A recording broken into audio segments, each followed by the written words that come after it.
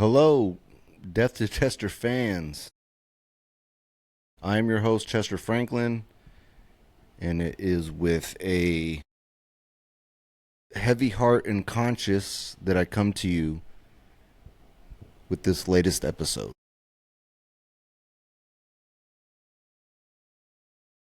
I apologize for my almost 3 month hiatus. I'm still here, and I appreciate everybody who has subscribed to the channel and has supported the podcast from the very beginning. My beard has gotten a little longer since last time you've seen me. And there's been a few changes since the last time you've seen me and heard from me. Cherry Jones was my last guest, and it was my last episode.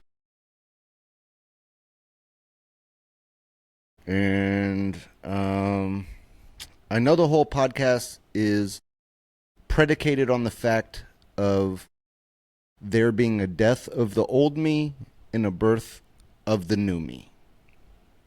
The new me being the sober Chester. Since the last episode with Cherry Jones, as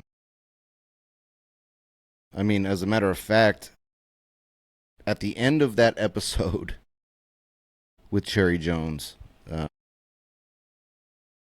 Cherry and I we went out. We went out to a nightclub kind of scene, and it's with a heavy heart that I have to report to you guys.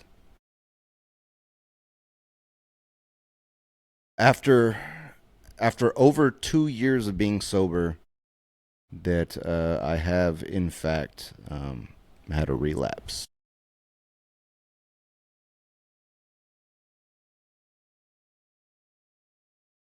If nothing else about this podcast, of course, encouraging other people to stay sober, to get sober and stay sober, regardless of my slip up.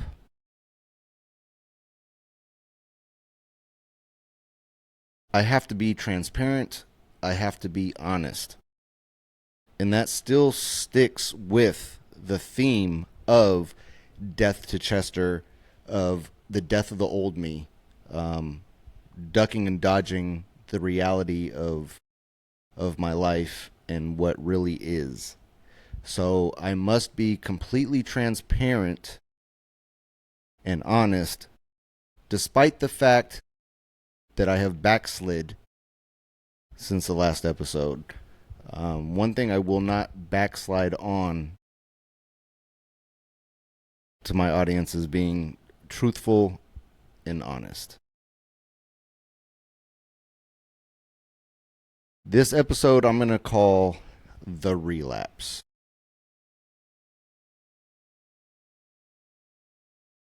I've had a relapse.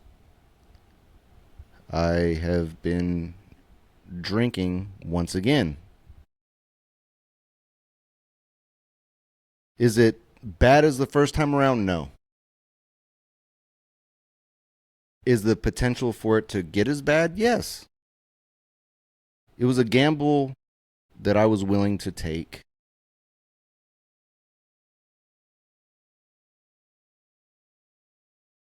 Is it embarrassing? Yes. To publicly admit this, but this podcast is a very honest and in-depth, truthful take and journey in the life of Chester Franklin, attempting to be better, but as an imperfect man, as an imperfect human, admitting where I'm not perfect and where my faults lie. You know, when I was first getting sober, I was less than maybe 30 days sober at the time. I had attended a 12-step program meeting. And there was this old man that kind of pulled me aside and he asked, "How old are you?" And at the time I was 33. In a few days I'll be 36. But at the time I was 33, I was fighting for my family, thinking that I was going to get my family back. And I was getting sober to get my family back. It wasn't for me. It was for my marriage, basically, and for my kids, my stepkids, uh, and whatnot.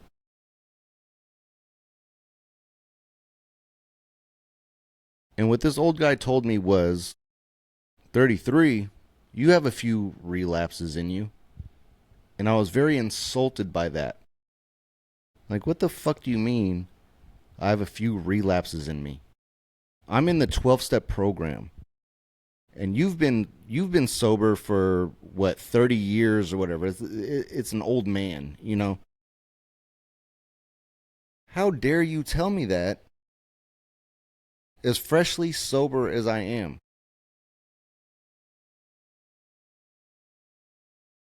And I sought to prove him wrong. Um,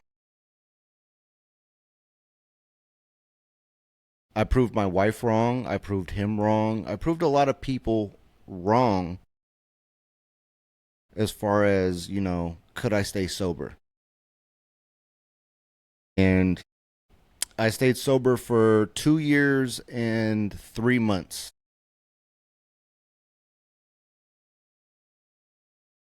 All the while, I'm working to get my family back and everything like that. You've seen the past episodes.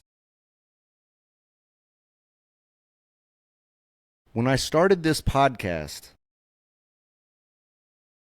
I was going through a separation with my wife for the second time.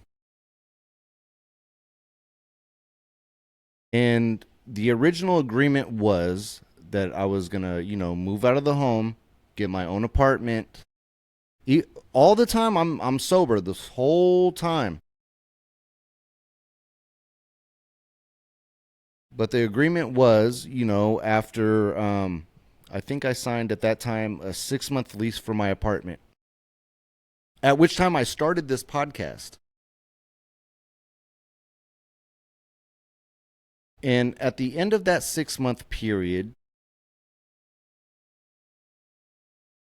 my wife and I we were actually gonna supposed to get back together. So I have an update for all the podcast followers and listeners and whatnot.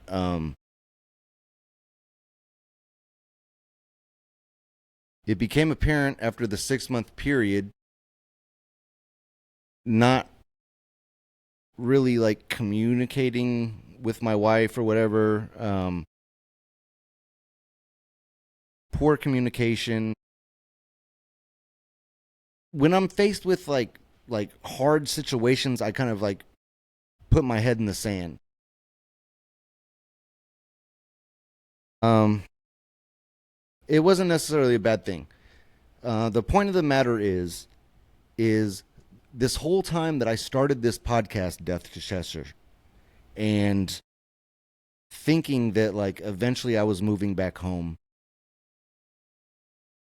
It turns out we're in June 2026. The whole time that I'm doing this podcast, I'm finding myself, I'm giving my testimony, I'm thinking that, there's still a chance for me to go back home. Um, and then when I kind of start realizing I'm not going back home, I started preparing paperwork to initiate my divorce. Because, okay, like, we're not really communicating. It doesn't seem like we're really like reconciling or anything like that. Um, I started preparing to file for divorce from my wife.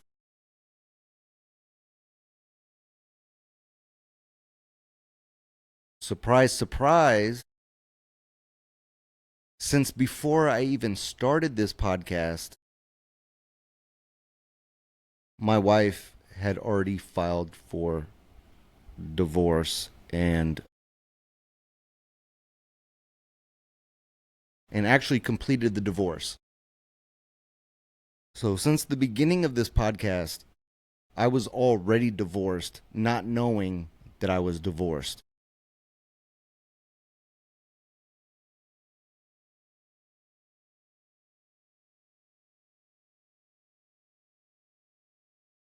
Did I start seeking other relationships?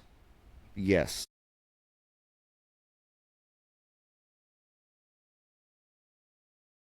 Um, it was expressed to me that it would be okay for me to start dating and what. Did I know I was divorced at the time? No, obviously not. Then I renewed the lease here at this beautiful apartment that I am reporting to you from right now. And I am very thankful to be here. I'm thankful for the peace that I've found here. Did I enjoy being a stepfather and father? Yes. Did I love waking up every day, taking even my stepchildren to school? Yes. Did I love being present when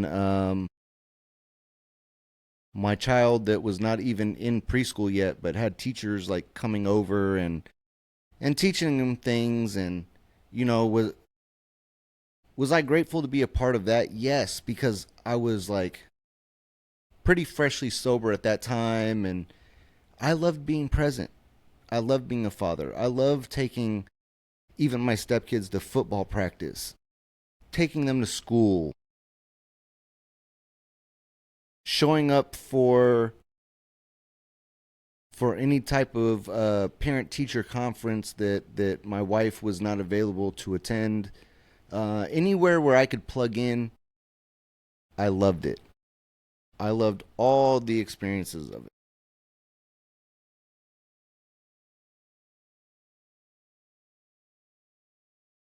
When I found out that I was actually divorced already, it took me to a new low that I was not familiar with.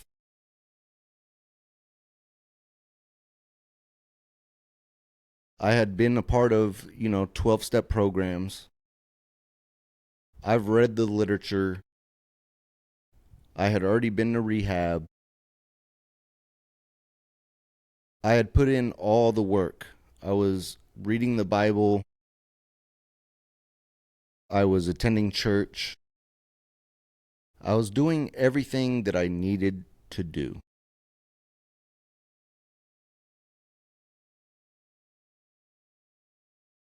To turn around and realize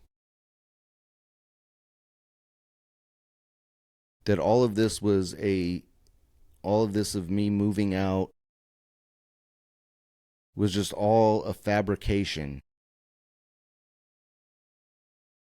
And it was like, I guess, letting me down easy about the situation. And then finding out that I was already divorced. Um, I'll be honest with you, it devastated me.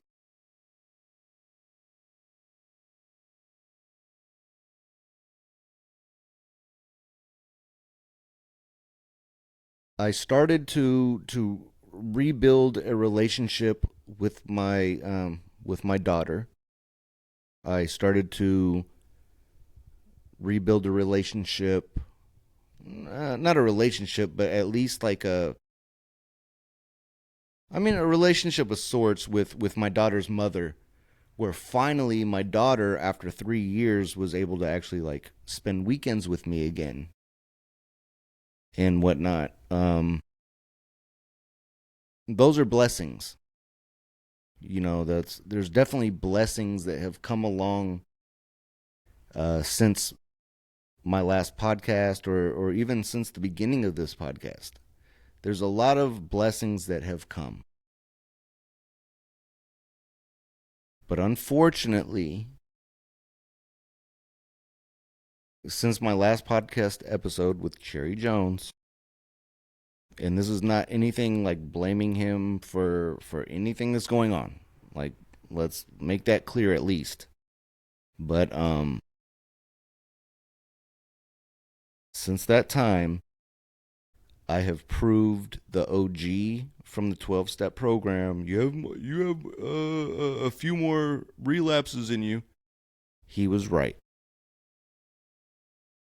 And I have since relapsed on alcohol. And did I have a sponsor? Or the person that you call. You're supposed to call somebody before you have a drink. I had that person. I was involved in the program. I had my person to call. Hey, I feel like drinking. And of course, he was going to tell me, no, don't drink. Well, when I found out that I'm actually already divorced, that was one thing. I'm dating somebody,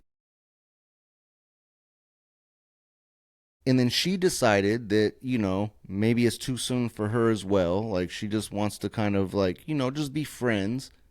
Okay. When you start realizing all these things, that no matter how much you change, no matter how hard you try, no matter the effort you put into being the new version of you,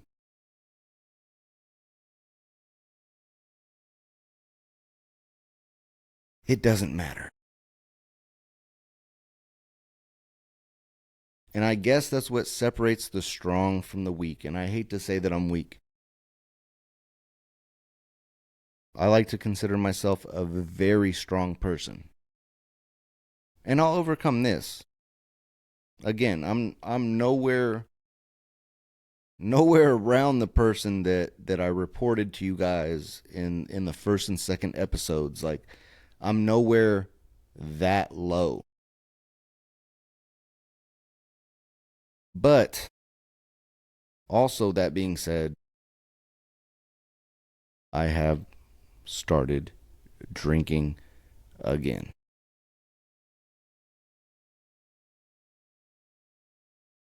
But I'm man enough to admit that. I'm man enough to report that publicly for the podcast.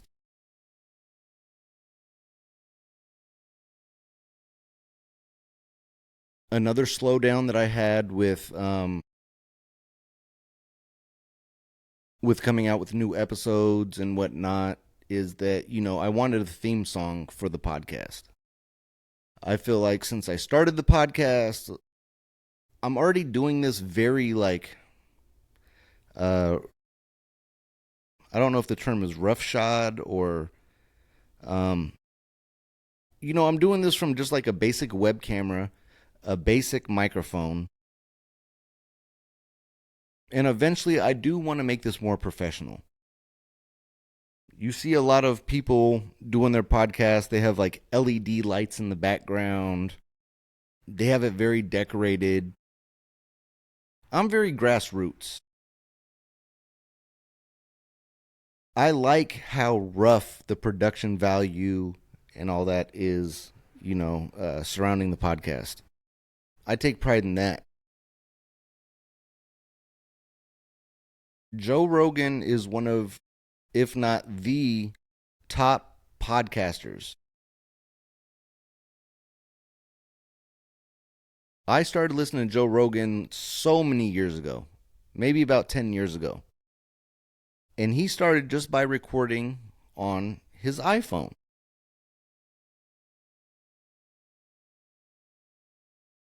So, okay, like maybe the professional value isn't really there in my podcast. That doesn't presuppose that I'm not going to become a famous podcaster or that I can't make it. He started off way more um, cavemanish than I am with this podcast. So um, there's another word I'm looking for. I just can't think of it, but way more infantile, if you will. You know, so it's okay for my podcast to have this value. It's okay for me to be coming at you from my couch. He started like that. Big fucking deal.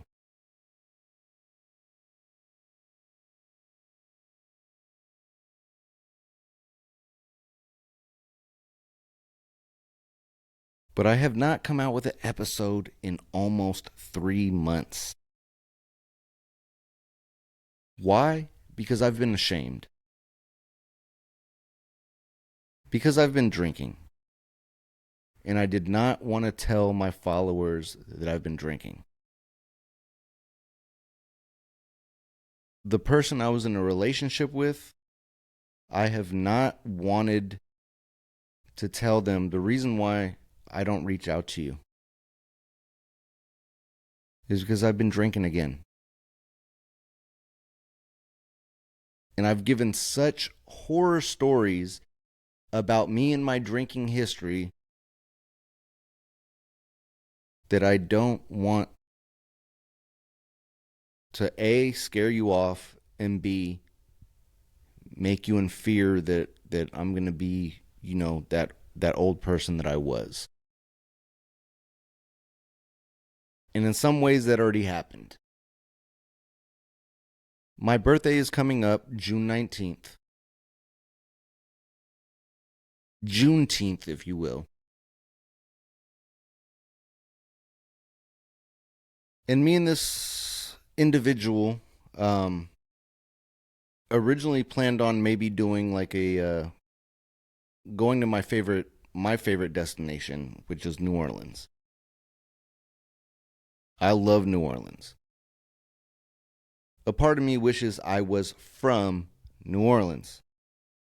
For all its grit and grime and whatever, like I love New Orleans. I love the atmosphere. I love the cadence when the locals talk.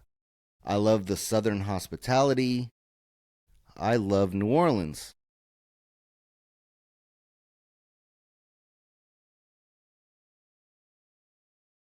But in exposing my past behaviors with other women in my life and how at times I have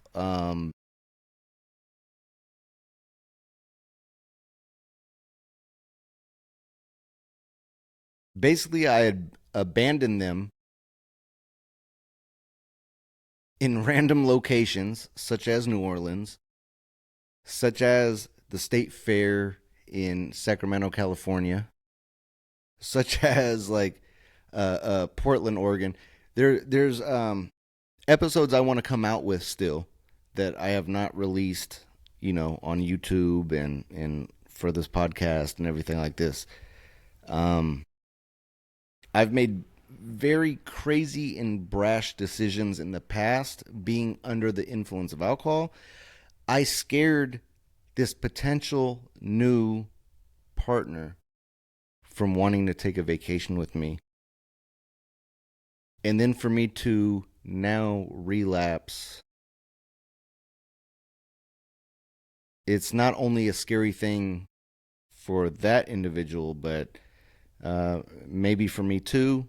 And I have squandered a potential um, lifelong, at the very least, a lifelong friend because of my decisions. So I'm not very proud of myself, at least in that sense. I am proud of myself in the sense that, I'm not where I was originally. But if I can get anybody to kind of like understand where I'm coming from at this point in time,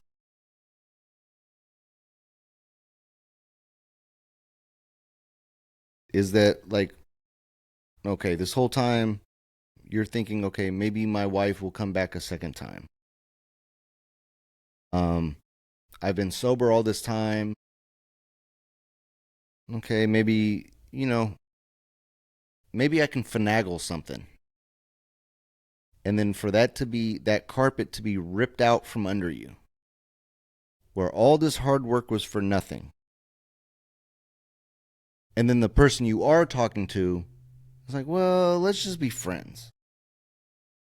And then you might have, like me, maybe potentially found somebody else that would entertain you a little bit. And then they also want to be friends. Like, it seems like women nowadays, they want to be single, And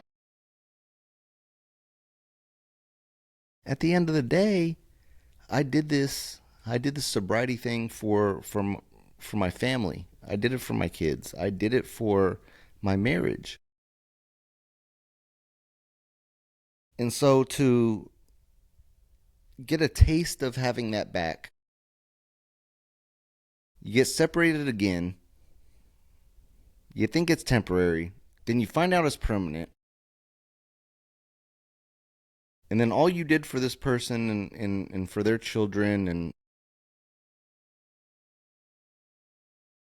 and for a lifestyle, for all of that to equate to just being by yourself, I mean, if it is only going to be me by myself in an apartment, um, divorced,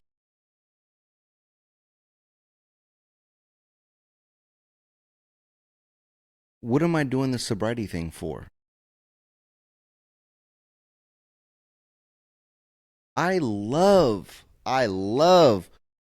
watching some Netflix, some Peacock, some Hulu, and having a drink and knocking out and going to sleep. It's actually a very good feeling, especially when you have an option or two that, potentially you can make a relationship with them, but they're lukewarm with it. Well, then what am I staying sober for? I mean, seriously.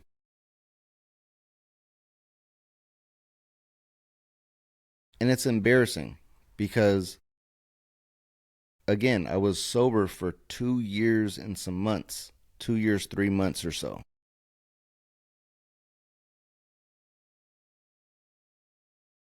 I followed the program.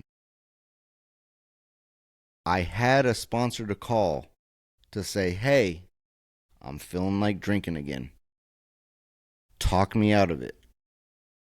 And I made the conscious decision because it went through my mind. Hey, call your sponsor, call your sponsor, call your sponsor. And I made the conscious decision I'm not going to call my sponsor. I'm going to drink again. And I went to the liquor store. I got a cherry Coca Cola and a half pint of Jim Beam. bourbon whiskey. And I haven't looked back.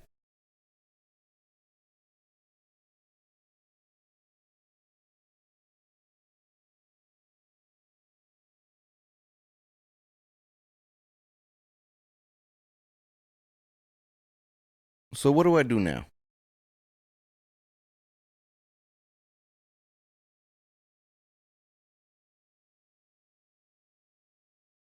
I don't have an answer.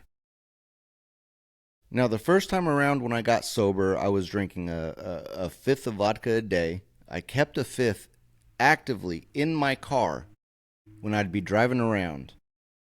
I'd be going from one job to another job to it wouldn't matter if I was going to work or not, so I've improved in a lot of ways where I'm not doing that. Like I'm not drinking before work, I'm not drinking at work.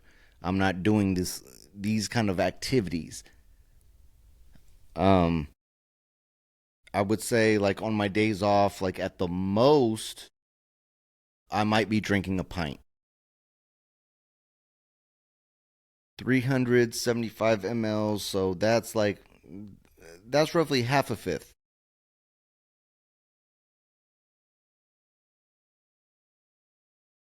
So I'm not where I was. I'm not risking my job. I'm not neglecting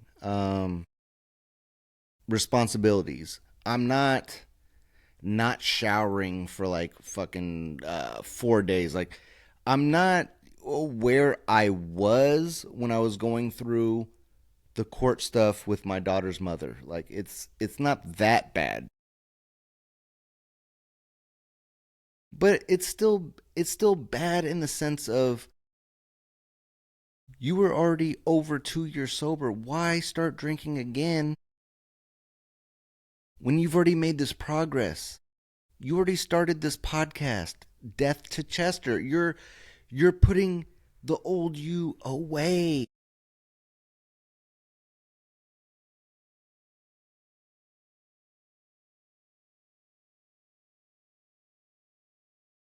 And at the end of the day, it just comes down to wanting somebody to love me, wanting a relationship, wanting to. I've become so accustomed to taking care of a woman that already had 4 children, and then she also had my child. So taking care of 6 children and a woman because I had my child from a previous relationship. Being accustomed to taking care of all the bills for a woman, my child from a previous relationship, 4 children from her previous relationships, and one child that we share together. So 6 children total. Being financially able, working 2 jobs, that's 8 hours in one place, commuting 2 hours one way, working another 8 hours, commuting 2 hours back the other way,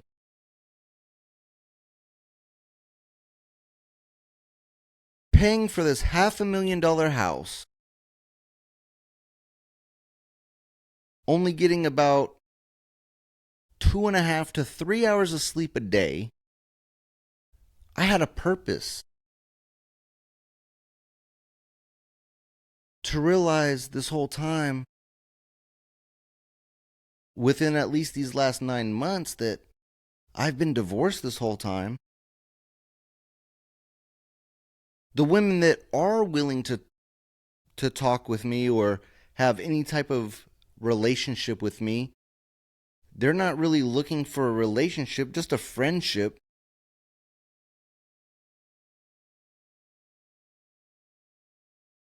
What's my purpose?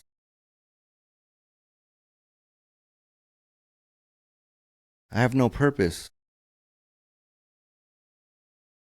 What's to stop me from drinking again if nobody cares about me but me? And I don't care about me.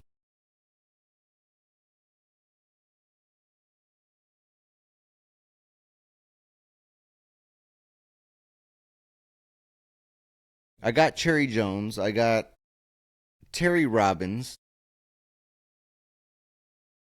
We can talk ghosts. We can talk, relationship issues. I have, I have people that I grew up listening to their music, reaching out to me for interviews.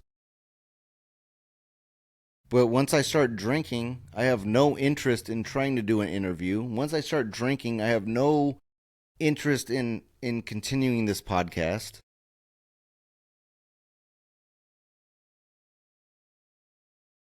Slowly but surely, I'm watching myself disintegrate.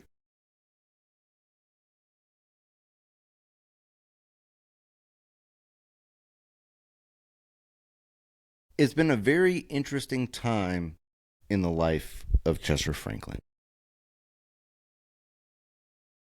And I appreciate you all for being here through it all. I appreciate being here to share this journey with you guys because I'm not the only one that has ever relapsed. I'm not the only one that has ever been through ups and downs. So I love this. There's a part of me that loves this and a part of me that hates this.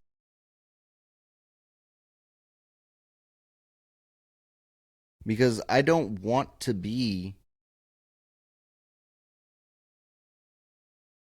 It was never a dream of mine to be the Jesus that rises from the cross with the open wounds in my hands, like, hey, look,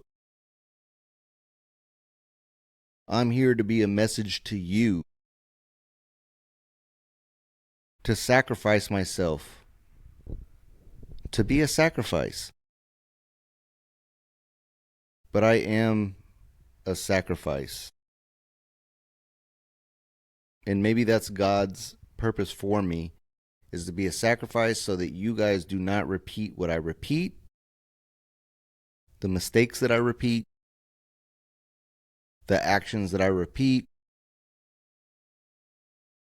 Please do not become a victim of your vices. And I thank God for relieving me of addiction to pussy. God has relieved me of so many different vices in addition to pussy. Pussy's a strong vice. That's a good vice. But apparently not as strong as maybe alcohol. But it's fine. And I'm glad to still not be where I was prior to this podcast. What made me stop the Fork and Socket podcast. Like I'm still grateful for where I am today. But this is embarrassing to have to report that I have backtracked.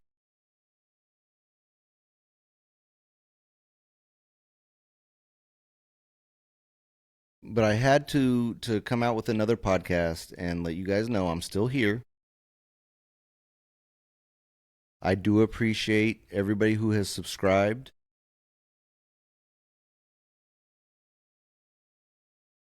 And I want you to know that I haven't given up entirely.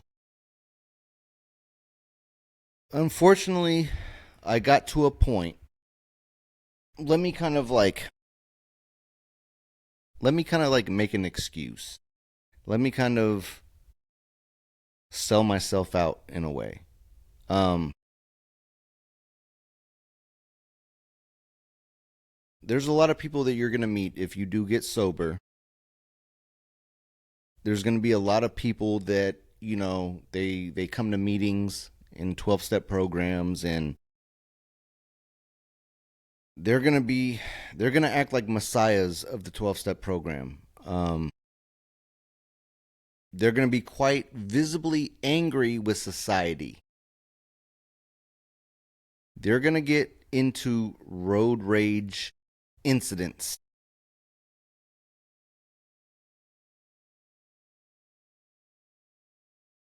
A lot of people that enter the program and get sober end up killing themselves. This is just reality. You don't have to take my word for it. You can hear other people's stories. Go to a 12-step program. Go sit in a meeting and see what you hear. A lot of people that get sober, yeah, while they were not sober, yeah, they did like a lot of life-threatening things. They've kind of like took big ass risks that could have killed them, but it didn't.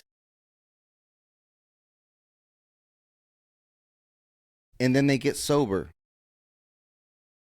and you expect them to be happy, and you expect them to be upstanding citizens.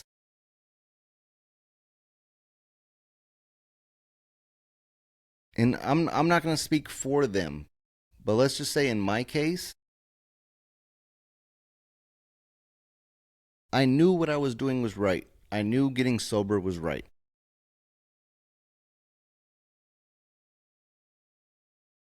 Until I found out that this whole time that I'm doing this podcast and everything like that, that like it was really all for nothing, that I was still going to walk away with nothing. All this effort I put in was for nothing. Everything that I was fighting for, I didn't even know that I lost it, and I had lost it.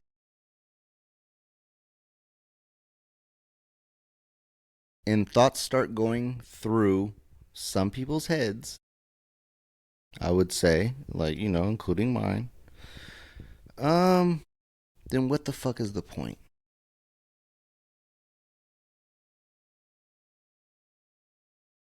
And once again, I started having thoughts of uh, ending it for myself. I don't want to get banned from YouTube because this is going to be on YouTube. So I'm trying to use very specific language that will not get this video, banned. Um, I think that if you are so sober, right or wrong, you have your sponsor to call. And I made the conscious decision not to call my sponsor. I'm not going to call my sponsor because my sponsor is going to tell me not to do it. I want to do it, so I'm going to do it. And I did it. And I drank again. And I'm not saying that's right. But what I am saying is I was going to therapy. I was doing counseling and everything. And all they would tell me is, you're right where you need to be. You're right where you need to be. Thanks, counselor. I didn't know I was divorced. I'm already divorced. I didn't even know to show up to fight for anything. So my ex-wife got everything she asked for. Okay, well, whatever. I mean, I'm not materialistic. Take everything. I I don't care. Like, I'm gonna be okay regardless. I know myself. I've always been a hustler. Like, it's cool, whatever. But at the end of the day, when you did all these changes for something, for You did all these ends to a means, like you expected a result, and that result did not come through.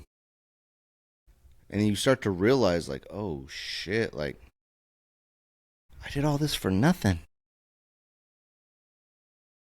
Who really loves me? Who really cares about me? And you start thinking about, contemplating the ending of your own self, your own being.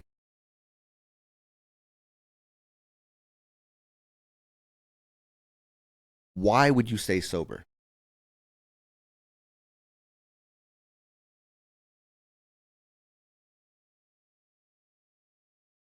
When, okay, so maybe when you're under the influence, you do crazy stuff that's life threatening and this and that or whatever.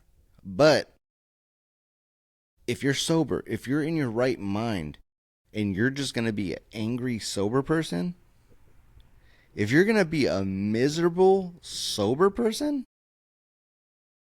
if you're going to be spiteful, if you're going to be tortured by your regrets, if you're going to be, if your life is going to be worse off being sober because you're ready to end your own life, then just, bro, this is not a good message, but then just don't be sober. And that's the point that I got to. My life as a sober person became, with all the benefits that came with it. Okay, I started rebuilding a relationship with my daughter. I was able to, still maintain a relationship, with my ex-wife and my children and all this kind of stuff.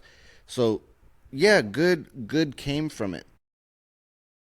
But if everyone's telling me, "Oh, good job for being sober," and the therapist is saying, "You're right where you need to be," and I want to die every day,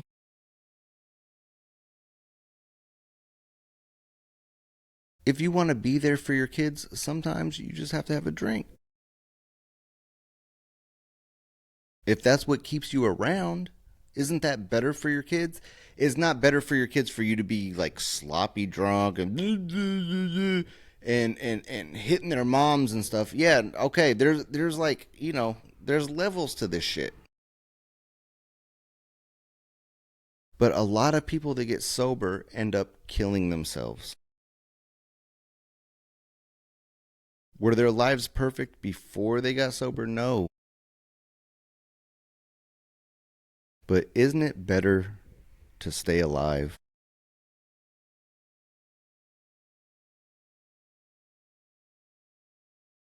So at the sacrifice, at the roll of the dice, the gamble of me taking a drink again, I chose to drink again as opposed to just ending it. Because being sober for me didn't seem like it outweighed staying sober. Like, there's got to be somebody out there that understands me. Um,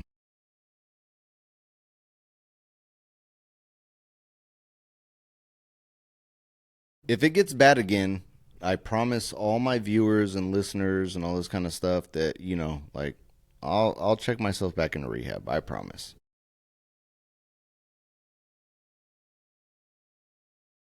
And again, I'm disappointed in myself, and it's not like that I'm happy that I started drinking again. I'm not nurturing and watering relationships that I could be nurturing and watering right now. I'm sacrificing that. I'm sacrificing my relationship with a very good person that I've talked to and met, and we're supposed to be repotting plants together and doing very beautiful things that like nurture a friendship. I'm sacrificing this because I'm saving that person from my relapse. I don't know what my relapse is going to come to.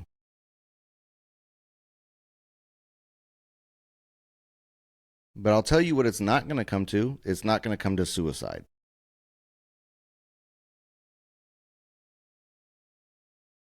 Sobriety potentially could have come to that. I have a lot to work a lot to work on. And I'm not going to make somebody else. My ex-wife was already a victim of that. I'm going to handle this on my own. I'm going to figure this out. I have to eventually speak to my sponsor. My sponsor's been calling me. Eventually, I have to let them know I gave my time back. And I've been too embarrassed to answer the phone.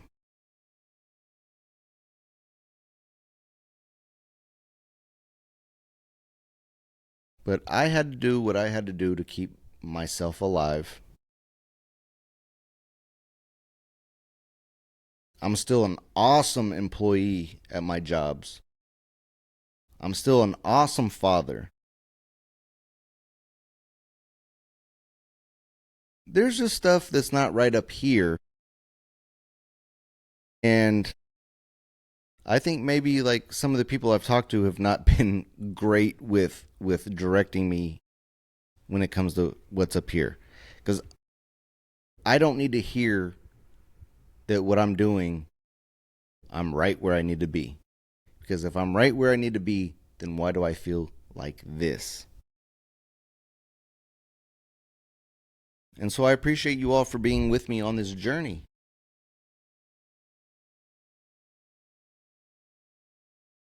I'm sorry if this was like a slow speaking episode, if this was kind of like slow in pace.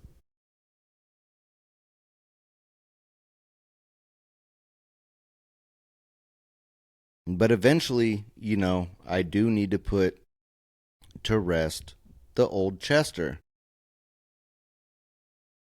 But I need to be able to do so in a safe manner. And my luck, my grandfather lived to be 90 years old. And everybody blames dementia that he drank paint thinner.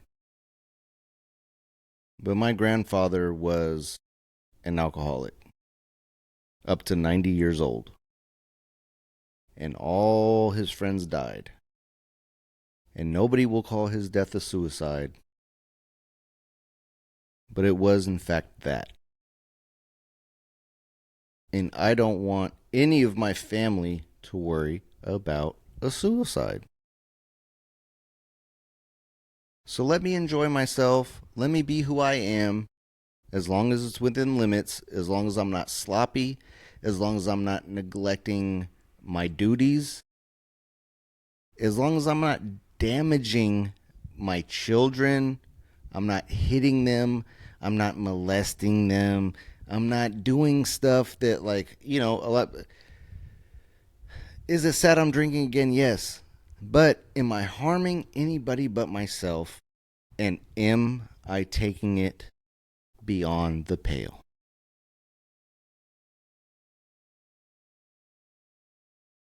That's what should be considered.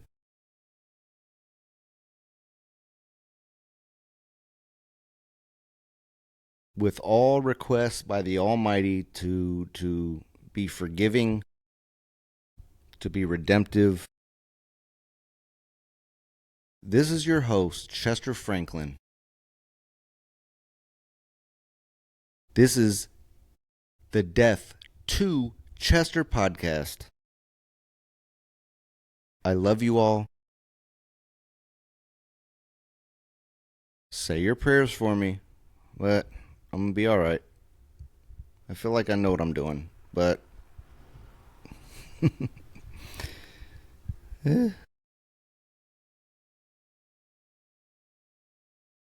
I love you all. That's I love you all. Thank you for following me, listening, and I'm sorry for the wait. More episodes to come very soon. Bye bye.